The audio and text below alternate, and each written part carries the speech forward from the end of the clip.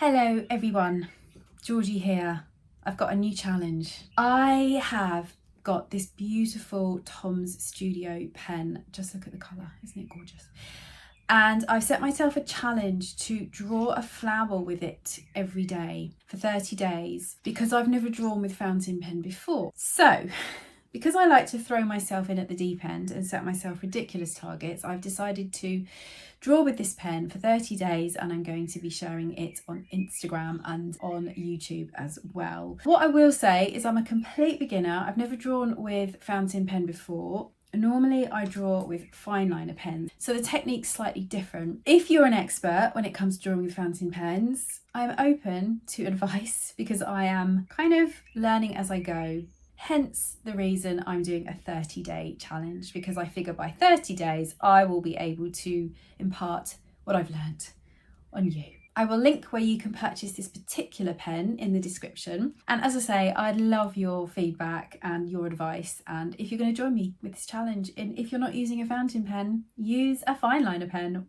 Use a pencil, use a biro. Let's do this together. There's a book that I'm recommending in the video as well, which is really great if you're a beginner to this. 10 minutes a day, 20 minutes a day, stop scrolling, get your pens out. I'd love for you to join me. And if we haven't met before, my name is Georgie and I am a pen and ink artist, and maybe now a fountain pen and ink artist as well. First of all, I love the packaging. It's always so beautifully done. And here we go. I'm just going to unpackage that here. And as you can see inside, it tells you how to set up the pen. Very helpful. But the creme de la creme, obviously, is this beautiful pen. The pen itself. Look at the colour, it's absolutely gorgeous. So I have got this gorgeous pink fountain pen and it's got a semi-flex nib, so when you press harder with it the line will become thicker, and a lighter touch the line will be thinner. I'm going to start experimenting with drawing flowers every day with this beautiful pen, and I just want to show you this also. Oh, it's so gorgeous. Look at this, so beautifully done. Look at that. The pen and the packaging itself is like a bit of art. Here, look. And there's a little bit of the story behind Tom's Studio pens as well, and obviously some gorgeous drawing. So yes, that's where I'm at. I'm going to be experimenting now with drawing with fountain pen. So watch this space. What I really like about this is, if I unscrew this, is it's got this refillable ink cartridge. So you don't have to use those plastic ones and throw them away. I'm using some ink that I also got from Tom's Studio as well. It's waterproof ink, because at some point I may also experiment with chucking some watercolour over these drawings as well. So that's that. Gorgeous. The next thing I wanted to show you is, because I'm using a new pen that I've never drawn with before, I'm going back to basics. I'm going back to being a beginner again, and I love this book, the Q Book of Drawing Flowers. I really think it's a great book for beginners or just people who are looking for a bit of direction on how to draw with pen, draw flowers with pen, and I really like it. So I'm actually going to start using this book to work through my daily drawing of flowers. I believe I'll be starting with cherry blossom, which is actually one of the easiest flowers to draw. When I'm going to be drawing from this cherry blossom, I'm still going to draw out in pencil first. And another Tom Studio, this is actually a pencil. I absolutely love this and I use this every day. So it's a mechanical pencil. The line is just lovely. So I'm going to start drawing with this in pencil first.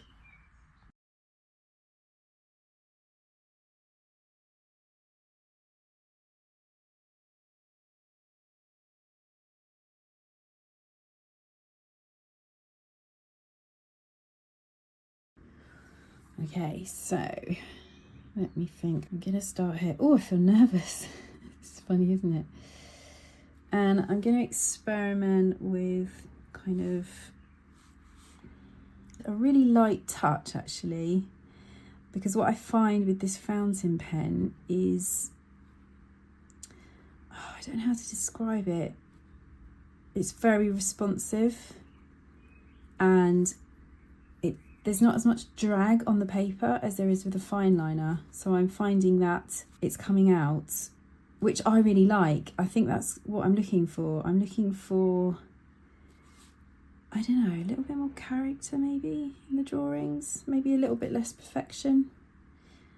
Not really sure. I just like that it feels different to what I'm used to, which makes me feel a little bit uncomfortable.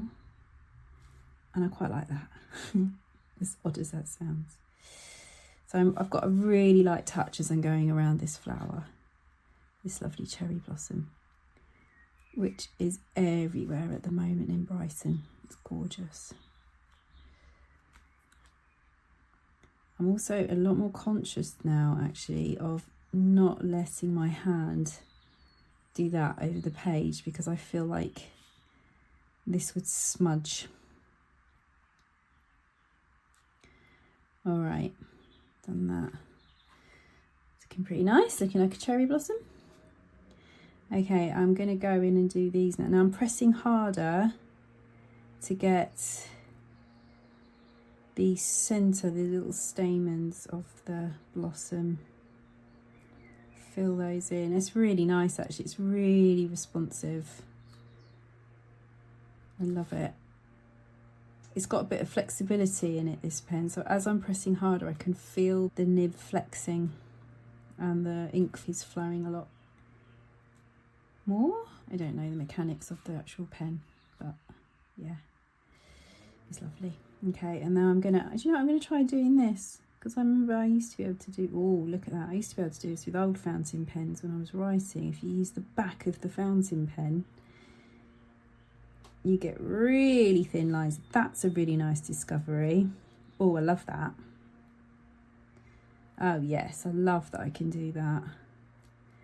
Go really fine by using the back of the pen. To be honest, I don't know if that's right, if I'm doing it the right way, but it's working for me, so that's all that matters.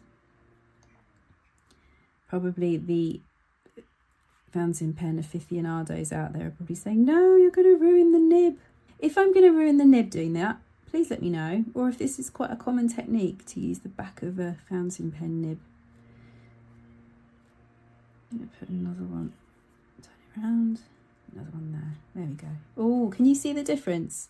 That's interesting. That line used a light touch, but on the bright side of the nib.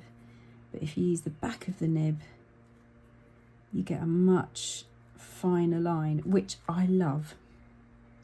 The next thing I'm going to do actually is, because I'm imagining that the light's coming this way, I'm going to darken these sides in to bring in a little bit of dimension.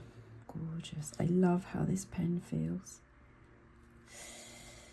It's really showing up my wobbly hand this morning. I'm pretty happy with that. Now the next thing, this is where working with a fountain pen is really different for me, because with fine liner I build up, I use a really fine line, so I build up the shading by doing loads and loads and loads of really thin lines. This, because this is thicker than the fine liner that I use, which is a 0.03, I don't have that, so I'm going to have to use my shading in just a few lines, and I'm going to have to avoid the temptation of going flick like this. So I'm going to take this slowly, and I'm going to use the back of the fountain pen again. That's interesting, that doesn't work so well. See, that is more what I'm accustomed to when it comes to doing fine liners. I would do shading by doing loads and loads of that, but I'm trying to change the way I use this pen because it's new, it's different. I want to do something different.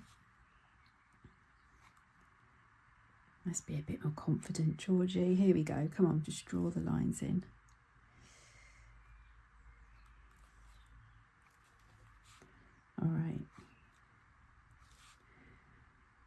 trying to avoid being perfect, but it's always a temptation. It's to not want to make a mistake, but let's just go with it. Here we are. Adding more lines where I'm imagining it would be slightly more in shadow.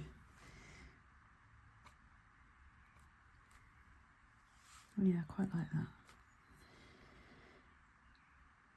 Okay, let's try that around here as well. And the lines are going, when you do lines in the flower, they always go towards the centre of the flower. And lines in pen drawing are more sort of describing the form. Let's try the back again. Oh, I like that. I like that I can get those really fainter, thinner lines. There's always pressure when you're filming yourself drawing. My inner voice is going, no, that's not right. You shouldn't have done that. But what I like about drawing is those thoughts go right through. So I'm aware of this inner critic going, oh no, you shouldn't have done it like that, Georgie, that's wrong. And I'm like, okay, yeah, great, thanks, move on.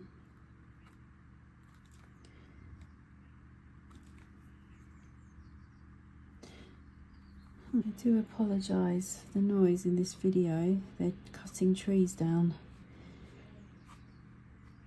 And as much as I'd like to pretend this is very quiet and lovely here, I live in a city and there is constant noise. Machines, dogs, people. One day I'll move to the country. Cool. So, day one cherry blossom. I'm pretty happy. I love the pen. I love how the pen feels on the paper. I think I need to work on my technique, because my technique with fine line, it is a lot finer and you need a lot less lines with a fountain pen to describe the shape. And I think I need to experiment more with the thickness of line to describe the shape and the shading, rather than these lines here, which feel they're feeling a bit heavy right now. But see, what I do quite, I was experimenting a little bit yesterday, is the idea of cross hatching as well. Maybe adding a little bit of cross hatching to those areas that are going to be darker. But we will see. Watch this space. As I say, this is, you are watching me mucking about and experimenting, and I don't expect to get it all right straight away. So that cross hatching actually feels a little bit heavy, because this is a cherry blossom, which is a very light flower. But it's day one. Let's see how it goes. I'm really happy with the pen. I love how it feels. And yeah, it's a process, isn't it, learning to draw? So there we go. Okay, I must get better at doing this, is dating the work. And because I'm doing this as a daily challenge, let's put in today's date, which is the 23rd of April.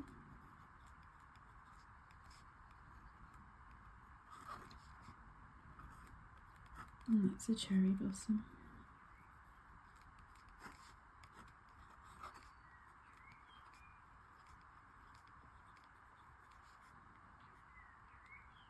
The pen is also beautiful to write with. And don't forget, if you enjoyed this video, do check out my other videos. I look forward to seeing you again soon. Take care, everyone.